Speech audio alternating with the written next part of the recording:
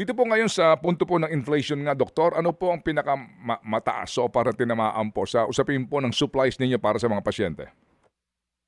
Actually, halos lahat ng supplies natin ginagamit sa ospital are imported. Ano po?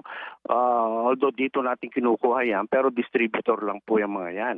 Minsan sa China, Korea, India, lahat po halos yan imported. No?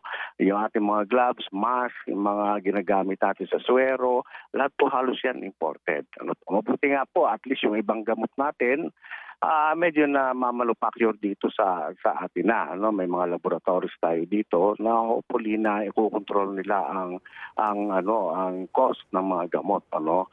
And then pero yung karamihan po sa ating mga supplies, even the equipment, ay siyempre apektado po yan, lalo po ngayon na 58, 59 na so a dollar, ano. Kaya medyo laki po na epekto niyan sa ating mga ospital. Opo, yes sir, yes sir. Okay, Cha?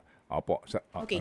Sir, tungkol po dito sa tinatanong ni Sir Ted na mga maaapektuhan ng inflation o naapektuhan na ng inflation, sinabi niyo nga po last year pa nagsimula yung pagtaas ng mga presyo around 5%. Aside from medical supplies, sa mga pribadong ospital po ba ngayon nagtaas na rin halimbawa yung mga magpapa-ospital yung kanilang kwarto and other services, lab fees? Usually po, siyempre wala po kami subsidy from government. Yes ano? po. So ang nangyayari po dyan ay doon po na nakakarga ang mga increases in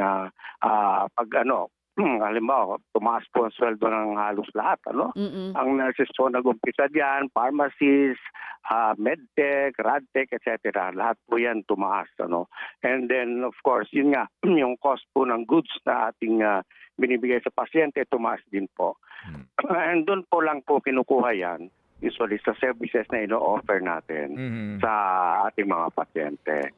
Opo. Okay, sige po. Maganda sana po kung maaga kami babayaran ng PhilHealth, ay makikita pa po natin yan after mga around 2 months po. Kasi doon po mag-take effect halos yung increase na yan ng benefit. Oo. Okay. Pwede niyo pa po ba kami bigyan ng rough figure lang, estimate kung magkano yung itinaas? Halimbawa sa semi-private, from ano yung presyo sa kung magkano na po yung presyohan ngayon per day?